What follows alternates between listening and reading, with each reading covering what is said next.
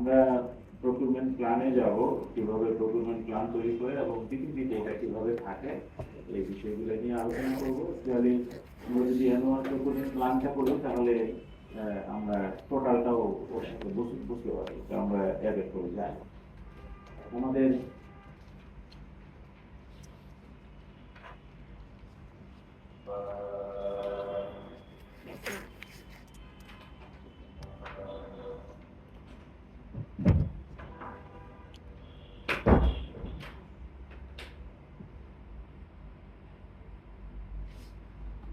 Procurement plan এবং আমরা category, তো সেদিন আমরা জানছি যে কয়টা ক্যাটাগরি, তাই না?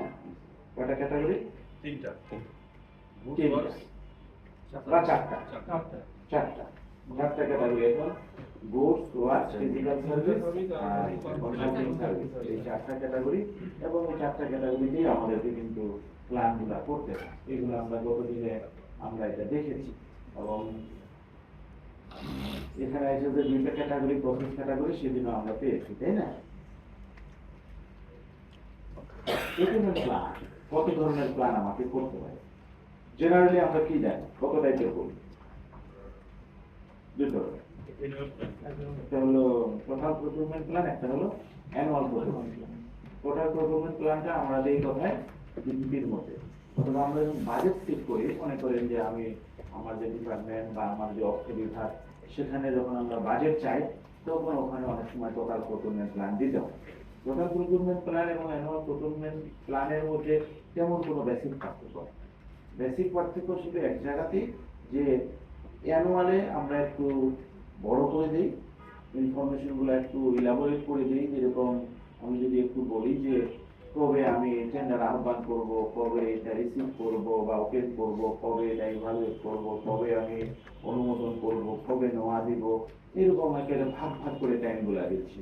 আর যখন আমি অ্যানুয়াল করতে মানে টোটাল করতেছি, তখন শুধু ওখানে টেন্ডিটিভলি যে কবে আমি অ্যাডভার্টাইজমেন্ট করব, কবে আমি চুক্তি সাইন করব, আর কবে আমার কাজ শেষ হবে, এই তিনটা টাইম দিয়ে দেবে। এবং এই না অসুবিধা নেই।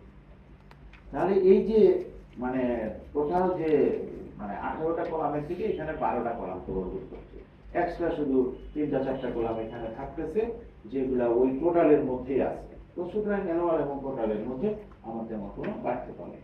টু টাইপস, একটা হচ্ছে টোটাল প্রকিউরমেন্ট প্ল্যান, যেটা ডিপিপির মধ্যে থাকে, বা আমরা যখন বাজেট সিট করি তখন আমাদেরকে দিতে হয় জাস্ট একটা ব্রড আইডিয়া দেওয়া যে আমি এগুলো করবো। আরেকটা হচ্ছে অ্যানুয়াল প্রকিউরমেন্ট প্ল্যান, এবং অ্যানুয়াল প্রকিউরমেন্ট প্ল্যান আমরা কখন করি? প্রতি বছরে বাজেট পাওয়ার পরে। প্রতি বছরে বাজেট পাওয়ার পরে আপনারা সেদিন দেখেছেন যে আমরা যে ফ্লো চার্টটা দিয়েছিলাম, যে প্রথমে আমরা নিড অ্যাসেস করি, তারপরে একটা মানে স্পেক চিন্তা করি যে এরকম আমি একটা প্রোডাক্ট নিব, সেটার উপর ভিত্তি করে এটাকে এস্টিমেট করি, এবং এস্টিমেট করার পরে এটার আমি একটা বাজেট চাই, যারা বাজেট দিবে তারা তারপরে আমাকে একটা বাজেট দেয়। যদি বাজেট দেয় দেন আমরা প্রকিউরমেন্ট প্ল্যান আমরা পাই, শুরু করি। আর যদি বাজেট না দেয় তাহলে কিন্তু আমার ওখানে কাজ শেষ, আমার আর কিছু করার নাই, কারণ বাজেট দেয়।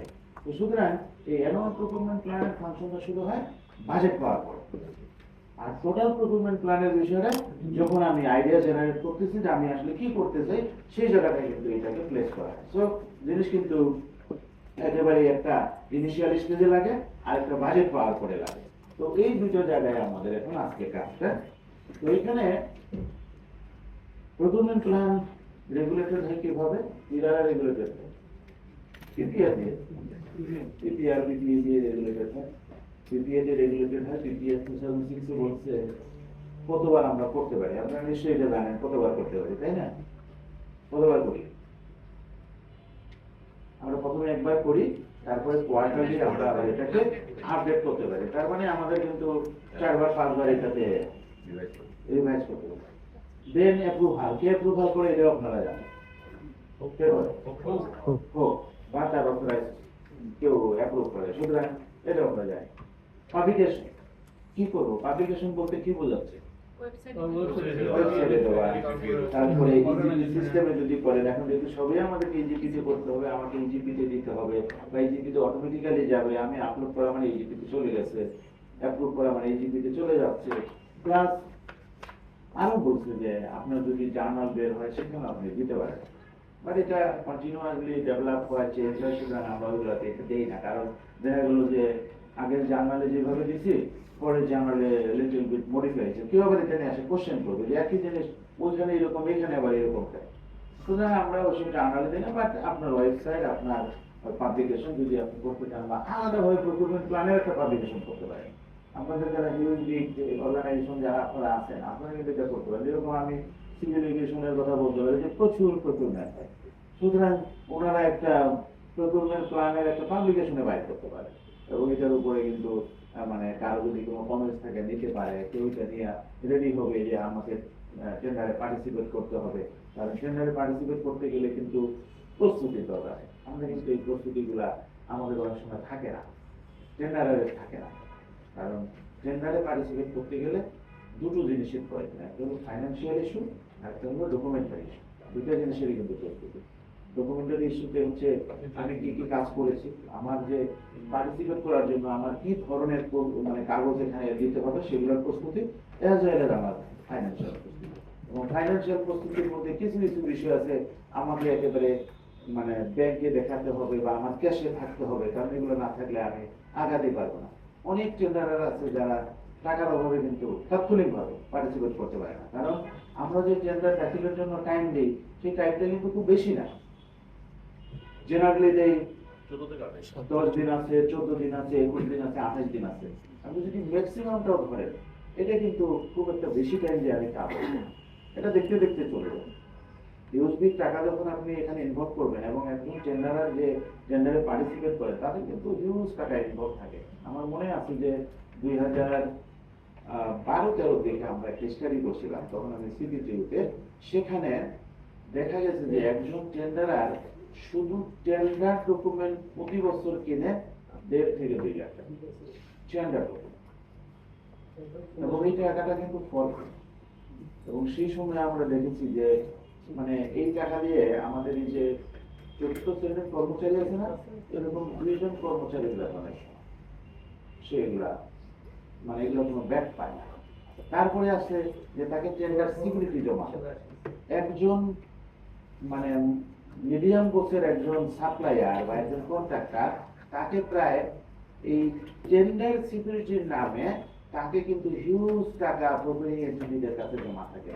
এবং এইটার একটা অ্যাভারেজ বাইর করে আনছিলাম আমরা, যেটা প্রায় মানে 1,20,00,000 থেকে 1.5 কোটি কিনে নেওয়া হয়েছে। এত টাকা কিন্তু তার ওখানে বন্ধ হয়েছে, ঠিক আছে। দেন আসতেছে পারফরমেন্স সিকিউরিটি, যদি সে কাজ পেয়ে যায় তাহলে কিন্তু তাকে পারফরমেন্স সিকিউরিটি জমা দিতে হয়। যদি সে একটা ডকুমেন্টও জমা দেয় ব্যাংক গ্যারান্টি আকারে, তাহলে সেটারও তো একটা ফি ব্যাংকে দিতে হবে। সো হিউজ পরিমাণ টাকা কিন্তু তাকে ইনভলভ করা যায়। কাজ পাইলে তো এটা হয়তো ব্যাক করবে, কাজ যদি না পায় এইগুলা কিন্তু তার পে করতে হয়। এগুলা বিশেষ করে ব্যাংক গ্যারান্টি অংশে, তারপর টেন্ডার ডকুমেন্ট যে কিনতেছে এটার জন্য তাকে হিউজ পে করতে হয়। ব্যাংক গ্যারান্টির অংশে বলবো যে যেটা টেন্ডার সিকিউরিটি আকারে যেটা দেয় সেটার ব্যাংক গ্যারান্টি আকারে দিলেও তাকে একটা কমিশন দিতে হয় ব্যাংকে, এটা হলো নাম্বার 1। আর যদি পে অর্ডার ডিডি আকারে দেয় তাহলে তো একেবারে ক্যাশ টাকায় তাকে ওখানে প্লেস করতে হবে। সো এটার মধ্যে একটা মানে কষ্ট আছে এই বিষয়গুলো। তো সুতরাং দেখেন যে একজন জেনারেল কিন্তু পাবলিকেশন হলে সে আগের থেকে প্রস্তুতি নেয় এবং সে কোনটাতে পার্টিসিপেট করবে এই চিন্তা করতে হবে, যেটা আমরা প্রকুরমেন্ট প্ল্যান কিন্তু খুবই গুরুত্বপূর্ণ। আমি গতদিনে বলছিলাম যে যদি আপনি প্রকুরমেন্ট প্ল্যান করেন তাহলে এটা আপনার কন্ট্রোলে থাকবে, আর যদি প্রকুরমেন্ট প্ল্যান না করেন তাহলে সিচুয়েশন আপনাকে ট্যাকেল করবে। সো প্ল্যান করাটাই কিন্তু স্প্লিট এর কথা বলছি, ইভেন স্প্লিটিং শুধু না, এটাকে বান্ডেলিং এর কথা ওখানে বলা, বান্ডেলিং একত্র করা। তাহলে আপনার মনে করেন যে ছোট ছোট প্যাকেজ দেওয়া আছে, আপনি কিন্তু বান্ডেলিং করতে পারবেন, পারবেন, যদি একই নেচারে পারবেন। বাড়িটা করার ক্ষেত্রে আপনাকে কিন্তু সতর্কতা অবলম্বন করতে হবে যে আপনি যে এটা বান্ডেলিং করতেছেন এই বান্ডেলিং এর মাধ্যমে কম্পিটিশন আবার লেস হয়ে যাবে কিনা, এই বিষয়গুলো চিন্তা করতে দিবে। বান্ডেলিং করার কারণে তাকে যে বিভিন্ন ধরনের ফাইন্যান্সিয়াল যে ফিগারগুলো আছে এগুলো কিন্তু বড় হবে, বড় হওয়ার কারণে কিন্তু অনেকে এখানে পার্টিসিপেট করতে পারবে না। যেরকম আপনি যদি লিকুইড অ্যাসেটের কথা বলেন, আপনি যদি টার্নওভারের কথা বলেন, এগুলো কিন্তু বড় হয়ে যাবে। সাইজও বিগ হবে, এবং বিগ হওয়ার কারণে কিন্তু অনেকে এটা কাভার করতে পারবে না, সো দ্যাট টেন্ডারে কম্পিটিশন কমে যাবে। স্প্লিটের কথা এইভাবে বলছে যে আপনি স্প্লিট করতে পারবেন, বাট কখন করতে পারবেন? যখন লজিক থাকবে, যখন মনে করেন যে স্প্লিট করলে এটা আমার জন্য বেটার, ইভেন কম্পিটিশন ভালো হবে, তখন। বাট স্প্লিট এমনভাবে করা যাবে না, এমনভাবে ভাগ করা যাবে না যে আপনি অনেক টেন্ডার পাবেন, বাট এটা কোয়ালিটিকে আবার ইম্প্যাক্ট করবে, ইভেন ভেরিয়েশন আসবে কোয়ালিটির মধ্যে। কারণ ভেরিয়েশন আসবে এই কারণে যে অনেক টেন্ডারার যখন তার প্রোডাক্ট দিবে, এক একজনের কোয়ালিটিতে এক এক ধরনের হতে পারে, ইভেন একই ব্র্যান্ডের জিনিস ভিন্ন রকম মনে হতে পারে, এরকম অনেক সময় হয় টেকনিক্যাল ইস্যুতে। এই বিষয়গুলো আমাকে চিন্তা করতে হবে। আর পিপিআই এটা বলছে নেচার এবং সাইজ, এবং নেচার এবং সাইজের বিষয়টা তখনই আসবে যে আপনি কোন মেথড অ্যাপ্লাই করবেন, কোন মেথডটা আপনার জন্য ঠিক। আপনি এখন ডেভেলপমেন্ট প্রজেক্টে বলা আছে যে আপনারা কি করবেন, স্ট্র্যাটেজি করতে হবে, প্রথমে স্ট্র্যাটেজি করতে হবে। প্রথমে স্ট্র্যাটেজি মানে কোন মেথডটা আপনার জন্য ফিট হবে, কোন মানে ওয়েতে যাবেন, এটা কি ন্যাশনাল যাবেন না ইন্টারন্যাশনাল যাবেন, এই টাইপগুলো কিন্তু ওখান থেকে বেরিয়ে আসবে। সো এইগুলো কিন্তু আরো বিশেষ করে ডেভেলপমেন্ট প্রজেক্টের জন্য এটা কাজে লাগবে, বা রেভিনিউর জন্য আপনাকে নেচার এবং সাইজ অনুযায়ী চিন্তা করতে হবে। ওটিএম দিতে পারেন, রিলিজিয়াস দিতে পারেন, কোনটা আপনার জন্য ঠিক হবে সেটাই কিন্তু এই নেচার এবং সাইজের উপর ডিপেন্ড করবে। সোর্স অফ ফান্ডিং খুবই গুরুত্বপূর্ণ। সেটা কি আমরা তো তিনটা সোর্স থেকে টাকা পাই, তাই না? একটা হচ্ছে জিওবি থেকে, পিওর জিওবি একেবারে, আরেকটা ডেভেলপমেন্ট পার্টনার থেকে পাই, ডেভেলপমেন্ট পার্টনার আরেকটা ফান্ড দেয়, আরেকটা হচ্ছে ওন সোর্স। সুতরাং এই তিন সোর্সের মধ্যে কিন্তু আপনাদের সোর্সটা বলতে হবে এই টাকাটা কোন সোর্সের থেকে আসছে। এটা কি ডেভেলপমেন্ট থেকে আসছে? ডেভেলপমেন্টের আবার তো পার্ট আছে, ডোনারও হতে পারে, নাম হতে পারে, পিওর জিওবি হতে পারে, এগুলো কিন্তু আমাদের উল্লেখ করে। কারণ এইটার সাথে প্রাইজের একটা সম্পর্ক আছে, ক্যালকুলেশনের একটা সম্পর্ক আছে। আপনাদেরকে যদি একেবারে কমন সেন্সে একটা জিনিস আমি জানতে চাই যে এই যে তিনটা ক্যাটাগরি, মানে তিন ধরনের সোর্স থেকে আসে, একটা পিওর জিওবি থেকে আসে, একটা ডেভেলপমেন্ট পার্টনার থেকে আসে, একটা ওন সোর্স থেকে আসে। এই তিনটার মধ্যে একই প্রোডাক্ট যদি আমরা তিনটা সোর্সের কথা চিন্তা করি, তাহলে কোনটাতে সবচেয়ে কম প্রাইস পড়ে, কোনটাতে হতে পারে? Self finance. তারপরে ডেভেলপমেন্ট পার্টনার। সেলফ ফাইন্যান্সটাতে কম আসবে সবচেয়ে, এটা ঠিক আছে, বাট এরপরে যেটাতে একটু লিটল বিট হায়ার হবে, 0.05% or 1% এরকম হতে পারে, এটা হবে ডেভেলপমেন্ট পার্টনার, একটু বেশি হবে। আর জিওবি যদি হয় আরো বেশি হবে। কারণটা কি? জিওবি টাকাতে চ্যালেঞ্জ বেশি, রিস্ক বেশি, ইভেন টাইম একটা ফ্যাক্টর, আপনি ডিউ টাইমে পাবেন কিনা এটা নিয়েও কিন্তু একটা ফ্যাক্টর। সুতরাং এটাতে সাপ্লাইয়াররা বা কন্ট্রাক্টাররা, টেন্ডাররা প্রাইসটাকে একটু লিটল বিট হায়ার করে দেয়। যেমন ঈদের আগে যদি চিন্তা করেন, আপনি যদি জিওবি থেকে টাকা নেন, জিওবির টাকা বিল করে আপনি কোথায় পাঠাবেন? আপনার অ্যাকাউন্ট অফিসে পাঠাবেন, এজি অফিসে পাঠাবেন। এটা ঈদের আগে পাবেন কি পাবেন না, এটা কিন্তু আনসারে, কমপ্লিটলি আনসারে, পাইতেও পারে না পাইতে পারে। আর এটা যদি ডেভেলপমেন্ট পার্টনার হয়, পাওয়ার সম্ভাবনা কিন্তু অনেক বেশি। কারণ এই টাকাটা প্রজেক্ট ডাইরেক্টরের অ্যাকাউন্টে কিন্তু আছে, সে দিতে পারবে, সে চাইলে দিতে পারবে যদি সবকিছু সে মিট করে। আর যদি এটা ওন ফান্ড হয়, এটা আরো শুধু ডিপার্টমেন্টের উপরে ডিপেন্ড করবে। সো যে কারণে কিন্তু এটা কিন্তু লেস কস্ট। এই যে ঈদের সময় প্রত্যেক জনেরই কিন্তু একটা হিউজ টাকা প্রয়োজন পড়ে, সাপ্লায়াররা কি করবে? তাদেরকে কিন্তু যদি ডিউ প্লেস থেকে টাকা না পায়, আপনার কাছ থেকে যে কন্ট্রাক্টের উপরে যে পেমেন্ট এটা যদি না পায়, তাহলে তাকে বড় করতে হবে, এবং বড় করতে গেলে তাকে ডেফিনেটলি এটার উপর একটা দিতে হয়, ইন্টারেস্ট দিতে হয়। তো যে কারণে কিন্তু সে ন্যাচারালি একটু বেশি হয়। সো এই যে মানে সোর্স অফ ফান্ডিং, এই কারণে কিন্তু ইভেন সোর্স অফ ফান্ডিং এর উপরে অনেকে টেন্ডারে পার্টিসিপেট করবে কি করবে না এটাও ডিসাইড করে। যদি এটা ডেভেলপমেন্ট পার্টনার হয়, এবার ডেভেলপমেন্ট পার্টনারের মধ্যে এবার নাম আছে, যদি কি ওয়ার্ল্ড ব্যাংক কিনা, ওয়ার্ল্ড ব্যাংক হলে সবাই একটু আগ্রহ দেখা যায়, আরে আমি ওয়ার্ল্ড ব্যাংকের কাজ করি, এটা একটা গর্বের বিষয় কিন্তু অনেকের কাছে। এবং অনেকে কিন্তু মানে দেখবেন যে বলার সময় বলে ফেলে যে আমি ওয়ার্ল্ড ব্যাংকের কাজ করি, সে কন্ট্রাক্টারি করে এটা কিন্তু বলেই হয়ে যেত, আর সে কিন্তু বলে যে আমি ওয়ার্ল্ড ব্যাংকের কন্ট্রাক্টারি করি। এই যে ওয়ার্ল্ড ব্যাংক কথাটা বলছি, এদের উপরে একটা কিন্তু তার মানে এক্সট্রা ইয়ে আছে, এদিকে কাজ করে, সে জায়গাতে কাজ করে, সে ওই খাতে কাজ করে। সুতরাং ওই ওই ক্যাটাগরিতে আছে, প্লাস কোন সোর্স থেকে আসতেছে এটা আপনাকে উল্লেখ করতে হবে। আপনারা তো ইয়ে করছেন মানে টিডিএস পূরণ করছেন পরে জেন্ডার ডেটা শেপ করছেন, ওখানে কিন্তু একটা ঘরেই আছে, জায়গায় আছে যে সোর্স অফ ফান্ডিং কোথেকে আসতেছে। এই যে সোর্স অফ ফান্ডিংটা দিচ্ছি এই কারণে দিচ্ছি, কারণ দেন আসতেছে লিমিট এবং কন্ডিশন। লিমিট এবং কন্ডিশনের উপর ভিত্তি করেই মূলত আসলে আমার মেথডের বিষয়টা, টাইপের বিষয়গুলো চলে আসে। সুতরাং এই বিষয়গুলো ওখানে চলে আসবে এবং এগুলোকে বিবেচনায় নিতে হবে। এবং ফাইনালি হচ্ছে ফর্মগুলো, আজকে আমরা সেই ফর্ম অনুযায়ী একটা ইয়ে করবো, কাজ করবো আর দেন এটা সেকশন 11 এবং 25-26 আছে রুলের। আপনারা যদি রুলের যদি 25-26 যান তাহলে আপনারা এই যে যে কথাগুলো বলতেছি সবগুলা এই দুটো জায়গাতে পাবেন। আগে ছিল 15, 16, 17-তে, এখন সেটা 25-এ, এটা 25-26-এ চলে আসছে। তো কখনো যদি প্রয়োজন পড়ে পিপিআর বইয়ের 25 এবং 26 যেগুলো আপনারা এখানে ক্লিয়ারলি জিনিসগুলো দেখতে পাবেন। যখনই আপনি প্ল্যান করতে যাবেন আপনাকে কিন্তু কিছু থিঙ্কিং এর বিষয় বলছে, কিন্তু চিন্তা না করলে হবে না। এবং এই যে আমরা বলছি স্ট্র্যাটেজি করার কথা বলতেছি, ওইখানে কিন্তু থিঙ্কিং এর বিষয়টা চলে আসছে। এবং এখানে অপশন গুলো এখান থেকে ক্রিয়েট হবে, কিভাবে প্ল্যান করবেন, এগুলোকে কিন্তু করতে গিয়ে আপনার ভিতরে অনেক ধরনের কোশ্চেন হবে।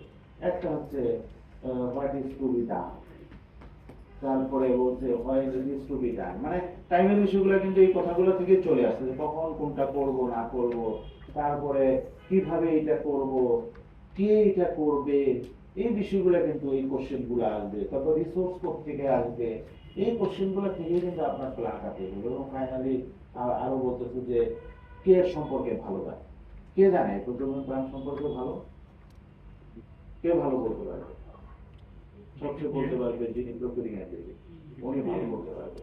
প্রজেক্ট যদি হয় তাহলে প্রজেক্ট ডাইরেক্টর বলতে পারবে, আমি বলতে পারবো না, হয়তো অন্য কেউ বলতে পারবে না। আপনি যদি প্রজেক্টের সাথে রিলেটেড হন আপনি সবচেয়ে ভালো বলতে পারবেন যে আপনি আসলে কি করতে চাচ্ছেন এবং এটা কে অ্যাপ্রুভ করবে, এটা তো আমরা জানলাম। এই কথাগুলো কিন্তু আপনার মাথার মধ্যে আসবে, আপনি চিন্তা করবেন। এটা ওটাই বলছে যদি আপনি প্ল্যান করেন সিচুয়েশন কন্ট্রোলে থাকবে, প্ল্যান না করলে সিচুয়েশন আপনাকে কন্ট্রোল করবে। বেনিফিট আছে, প্রথমত হচ্ছে যে এটা ম্যান্ডেটরি, এটা করতে হবে, আইনবিধিমালার মধ্যে বলে দিয়েছে। এবং বলছে যে ম্যাক্সিমাম কম্পিটিশনের সাত করে।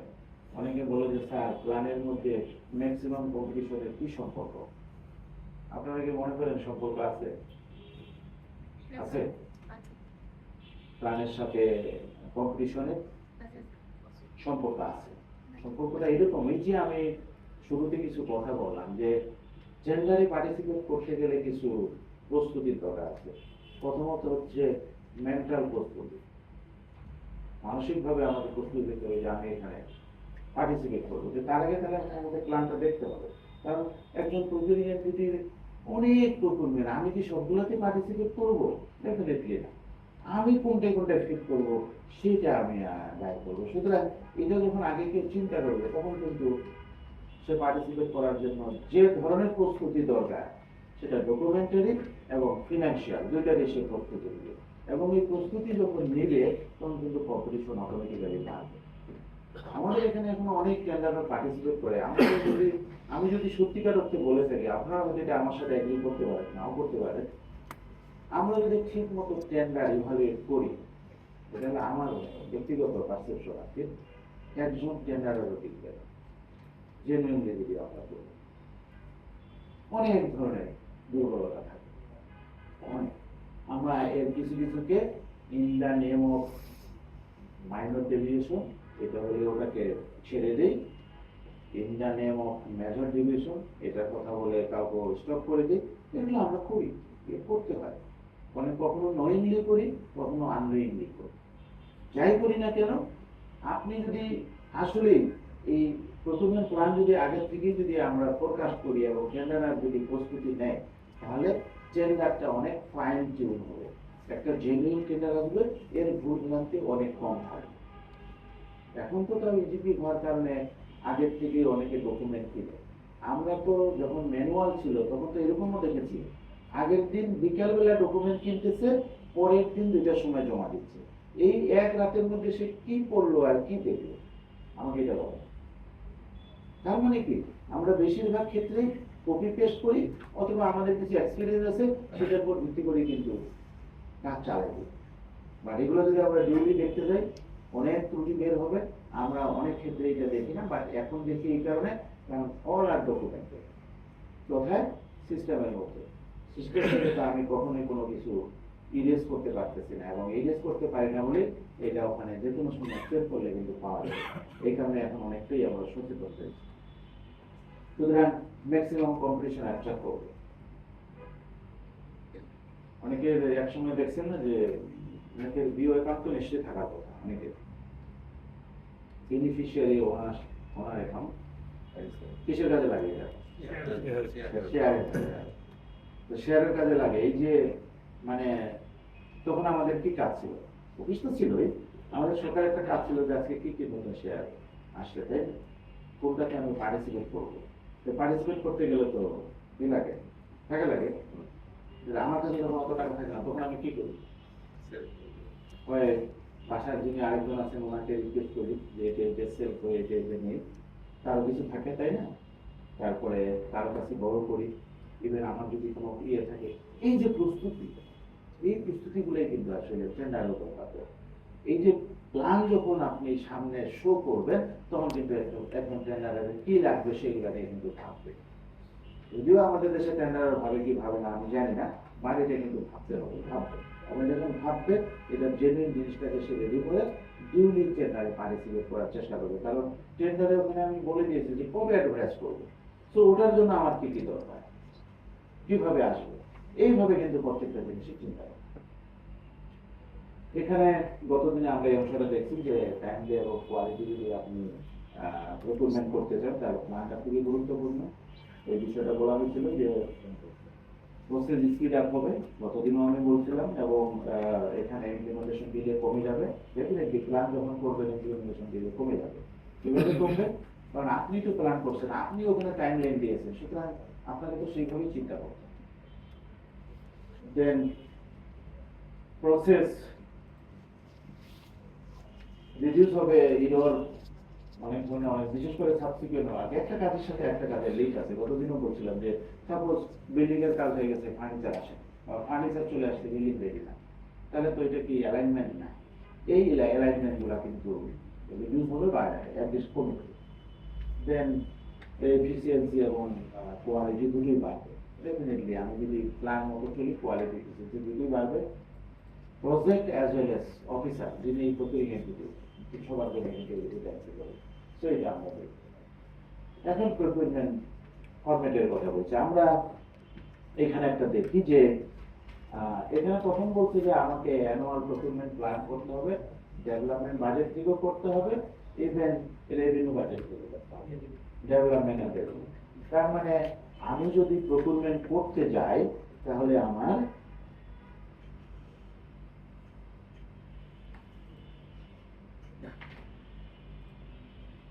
একটা হচ্ছে আমার গুডস, আরেকটা হচ্ছে ওয়ার্কস, আরেকটা ফিজিক্যাল সার্টিফিকেট, হ্যাঁ পিএস বলি, আরেকটা বলি কনসাল্টিং সার্ভিস।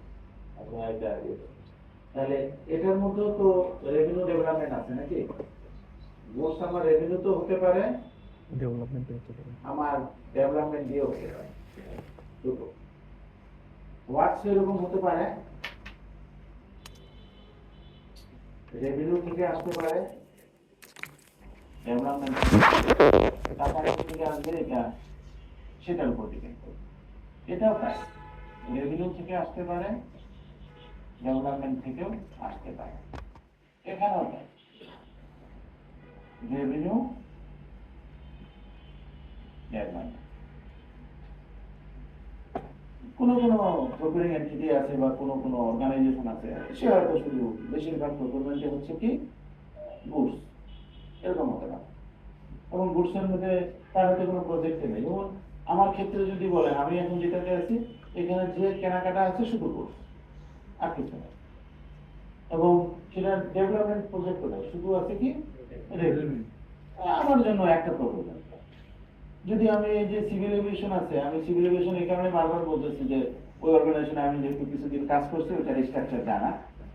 এই যে এখানে যে মানে যতগুলা দেখতেছেন সবগুলা কাজ, ইভেন রেভিনিউ ডেভেলপমেন্ট সবই আছে, একেবারে goods work, physical service, consulting service সব। তার মানে ওই অর্গানাইজেশনের জন্য তার প্রকুরমেন্ট প্ল্যান কয়টা হবে? 8টা প্রকুরমেন্ট প্ল্যান। আমার জন্য কয়টা? একটা। অনেকের আপনাদের জন্য হয়তো 4টা দিয়ে শেষ হবে, অনেকের হয়তো 6টা লাগবে। যে করে লাগুক না কেন, আপনাকে ক্যাটাগরি অনুযায়ী আপনাকে কিন্তু এই প্ল্যানগুলো করতে হবে। এখন প্রকুরমেন্ট প্ল্যান করতে গেলে প্রথমে আপনার যে বিষয়গুলো আসবে, যে ক্যাটাগরি আসবে, গুডস ওয়ার্ক সার্ভিস, সার্ভিসের দুটো ভাগ, এটা আমরা দিয়েছি। অনুমোদন করবে এবং ডেভেলপমেন্ট প্রজেক্ট, নন ডেভেলপমেন্ট হোক, যেটি হোক না কেন, আমাকে সে অনুযায়ী করে নিয়ে আসবে।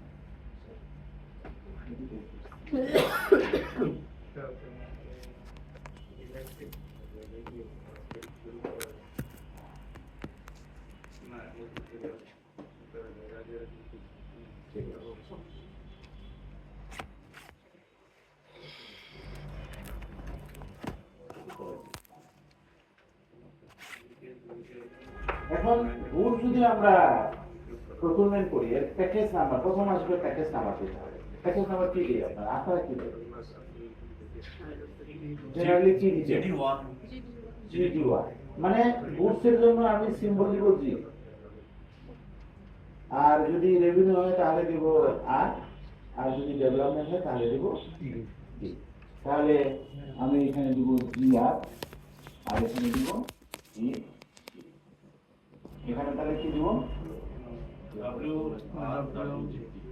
WR, এটা WD, এটা কি দিব?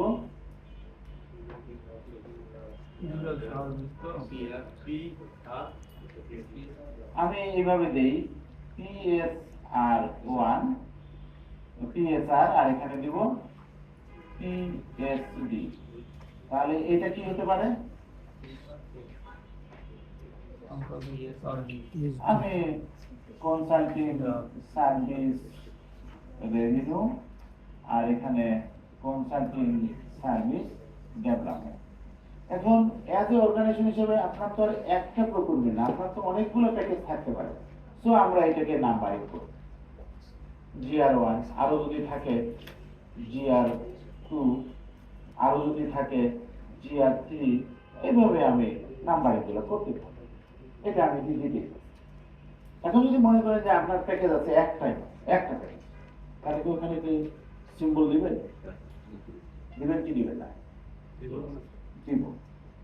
একটা হলো দিব, একটা হলো ওই দিব। মিনিং করতেছে যে আমার ওই 1 নম্বর। এটা যে একটাই না, দুইটা না, তিনটা, এটা ধরা দরকার নেই। আপনার এটা হলো ফার্স্ট প্যাকেজ, যদি আর নাই সেখানে সিম্বল আমি দিব যে 1 2 3 এগুলো আমরা দিতে থাকবো। একটা হলো দিব, একটা হলো তো এইভাবে ক্রনোলজিক্যালি বাড়তে থাকবে। এটা তাহলে কি দিব? GD2, GD3, এইভাবে আমি এই প্যাকেজ গুলো। তাহলে এই গুডস এর প্যাকেজ নাম্বার কিরকম হবে আমরা এটা এখান থেকে জানতে পারি। তাহলে WR1 তাই করবো, ওয়ার্কস এর ক্ষেত্রে WR1